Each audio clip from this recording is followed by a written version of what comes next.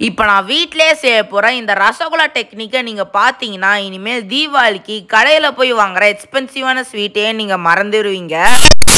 இதுக்கு தேவையான இன்க்ரீடியன்ட்ஸ் பால் 1 லிட்டர், சர்க்கரை 1 கப், 1 லெமன்.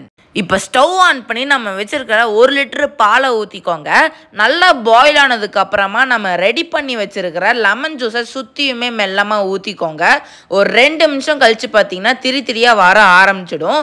இப்போ ஃபைனல் கன்சிஸ்டன்சியாக பன்னீர் தண்ணி தனியாக பிரிஞ்சு வர ஆரம்பிச்சிடும் இந்த மாதிரி. இப்போ ஒரு மஸ்லின் கிளாத் எடுத்து நல்லா வடிகட்டிக்கோங்க.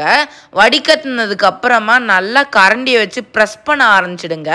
இப்போ அந்த லெமன் ஜூஸ் வாசனை போகிறதுக்காக கொஞ்சம் தண்ணியை ஊற்றி அதையும் நல்லா ப்ரெஸ் பண்ணிக்கோங்க. இப்போ இந்த துணியை இறுக்கி கட்டி கொண்டா தனியாக எடுத்து வச்சுக்கோங்க. இப்போ 2 மினிட்ஸ் கழிச்சு பார்த்தீங்கன்னா நம்ம ரசகுல்லா பண்ணுறதுக்கான டோ ரெடி ஆயிடுச்சு. ஃபஸ்ட்டு எடுத்தோடனே இந்த மாதிரி உதிரியாக தான் இருக்கும். நான் பண்ணுற மாதிரியே 10 நிமிஷத்துக்கு நல்லா ப்ரெஷர் கொடுத்து நல்லா அழுத்தி தேய்ச்சிங்கன்னா ஒரு சாஃப்டான டோ உங்களுக்கு ரெடி ஆகிடும்.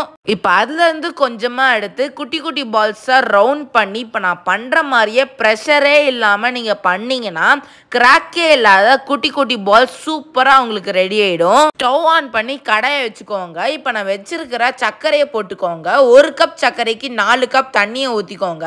நல்லா பாயில் ஆனதுக்கு அப்புறமா நம்ம ரெடி பண்ணி வச்சுருக்க ரசகுல்லா பால்ஸை சுற்றியுமே ஒரு பால்ஸை நம்ம பிளேஸ் பண்ணிக்கலாம். இப்போ கொஞ்ச நேரம் பாயில் ஆகிறதுக்காக மூடி வச்சு க்ளோஸ் பண்ணிக்கலாம்.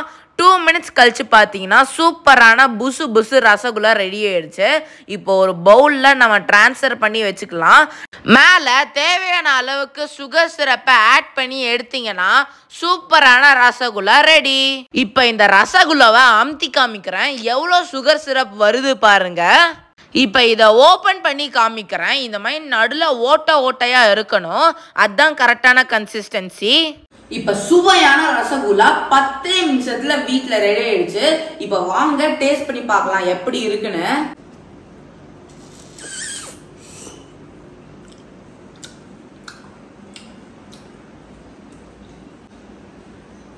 ரொம்ப சுவையா ரொம்ப டேஸ்டியா இருக்கு. இந்த ரசகுல்லா நம்ம வெளியில வாங்குறதை விட வீட்டுல செய்யறது பாத்தீங்கன்னா ரொம்ப ஜூசியா இருக்கு. நான் சொன்ன மெஷர்மெண்ட்லயும் நீங்க கரெக்டா செஞ்சீங்கன்னா இதே மாதிரி கன்சிஸ்டன்சில வரும். உங்க வீட்டுல இருக்கிற எல்லாத்துக்குமே இந்த ரசகுல்லாவை செஞ்சு தாங்க தீபாவளிக்கு. இதே மாதிரி இன்னொரு இன்ட்ரெஸ்டிங்கான வீடியோல உங்க எல்லாத்தையும் பாக்குறேன். அது வரைக்கும் பாய்.